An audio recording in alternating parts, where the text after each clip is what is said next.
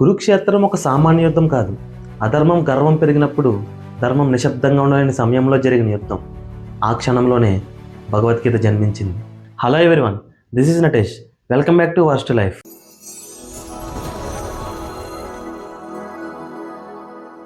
ఇక్కడ మనమందరం ఒక విషయం స్పష్టంగా తెలుసుకోవాలి. ఈ యుద్ధం రాజ్యం కోసం కాదు, కేవలం దాహంతో మొదలైన బ్లడీ బ్యాటిల్ కాదు. ఇది ధర్మానికి అధర్మానికి, నీతికి స్వార్థానికి, న్యాయానికి దుహంకారానికి మధ్య జరిగిన కురుక్షేత్రం. అసలు ఏం జరిగింది? జోదంలో మోసం చేయడం, పాండవుల హక్కు దోచుకోవడం, ద్రౌపది అవమానం, పాండవుల 13 సంవత్సరాల వనవాసం, తిరిగి వచ్చిన తర్వాత కూడా కనీసం 5 గ్రామాలు ఇవ్వకపోవడం, శ్రీకృష్ణుని శాంతి ప్రయత్నాన్ని తిరస్కరించడం. ఇంత జరిగిన తర్వాత ధర్మం మౌనంగా ఉండలేదు. కొన్నిసార్లు మన జీవితంలో కూడా ఇలానే ఉంటుంది. మనం ఎంత సహించినా, ఎంత మౌనంగా ఉన్నా అన్యాయం అక్కడే ఆగదు. అప్పుడు ధర్మం శాంతంగా కాదు, ధైర్యంగా నిలబడాలి. అందుకే యుద్ధం తప్పలేదు. ఇది కేవలం రాజ్యాల మధ్య జరిగే యుద్ధం కాదు, మనిషి అంతరాత్మలో జరిగే యుద్ధానికి ప్రతిబింబం. కురుక్షేత్రం అనేది బయట బ్యాటిల్ ఫీల్డ్ మాత్రమే కాదు, మన హృదయంలో కూడా ఒక కురుక్షేత్రం ఉంటుంది. కొన్నిసార్లు మనం కూడా ఎలానే ఆలోచిస్తాం కదా, చెయ్యాల్సింది ఏంటి, సరైనది ఏంటి, మన హృదయం చెప్తుంది ఏంటి, మన బాధ్యత ఏంటి. ఇవి క్లాష్ అయినప్పుడు మన జీవితంలో కూడా విషాదయోగం మొదలవుతుంది. ఇప్పుడు అసలైన బ్యాటిల్ ఫీల్డ్కి వచ్చేద్దాం. అంధుడైన ధృతరాష్ట్రుడు సేవకుడైన సంజయుడిని అడుగుతాడు, సంజయ, ధర్మక్షేత్రమైన కురుక్షేత్రంలో నా కుమారులు మరియు పాండవులు ఏం చేస్తున్నారు? ఇక్కడ ధర్మక్షేత్రం అనే పదంలోనే ఆయన భయం దాగి ఉంది. ఎందుకంటే ఆయనకి తెలుసు తన కుమారుడు అధర్మం పక్కన ఉన్నాడని. అందుకే ఈ ప్రశ్న, ఈ ధర్మభూమిలో మా పక్షం నిలబడుతుందా? సంజయుడు చెబుతాడు. దుర్యోధనుడు ద్రోణాచార్యుని దగ్గరికి వెళ్ళి, ఆచార్య, పాండవుల సైన్యం ఎంత పెద్దగా ఉందో చూడండి. ఇక్కడ దుర్యోధనుడు పైకి ధైర్యంగా కనిపిస్తాడు, కానీ లోపల మాత్రం భయం ఉంటుంది. కొన్నిసార్లు మనం కూడా ఇలానే కదా, లోపల భయంగా ఉన్నప్పుడే పైకి పెద్దగా మాట్లాడతాం. తర్వాత శంఖానాదాలు యుద్ధానికి పిలుపు. కౌరవ సైన్యం శంఖానాదాలు ప్రారంభించాయి. భీష్ముని శంఖపు గర్జన యుద్ధ భూమిని కంపిస్తుంది. తర్వాత పాండవులు ప్రతిస్తంభిస్తారు. కానీ మొత్తం బ్యాటిల్ ఫీల్డ్ని ఊపేసిన 2 శంఖాలు ఉన్నాయి.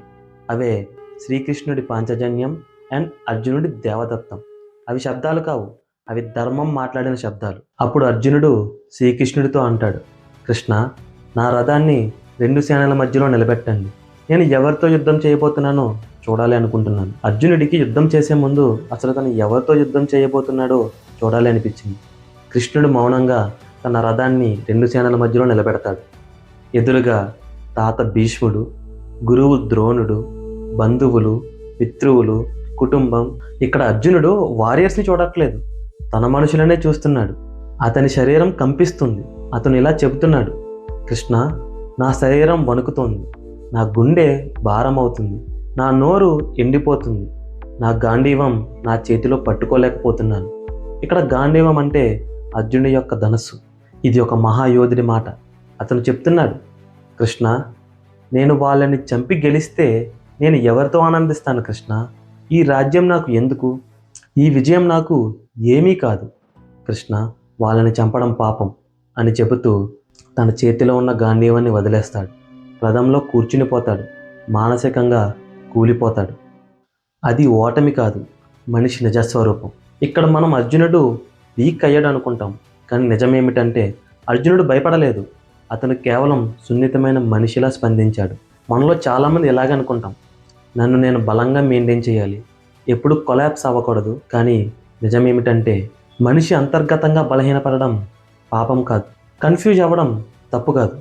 బాధపడడం వల్ల మనం చిన్నవాళ్ళం అవ్వం.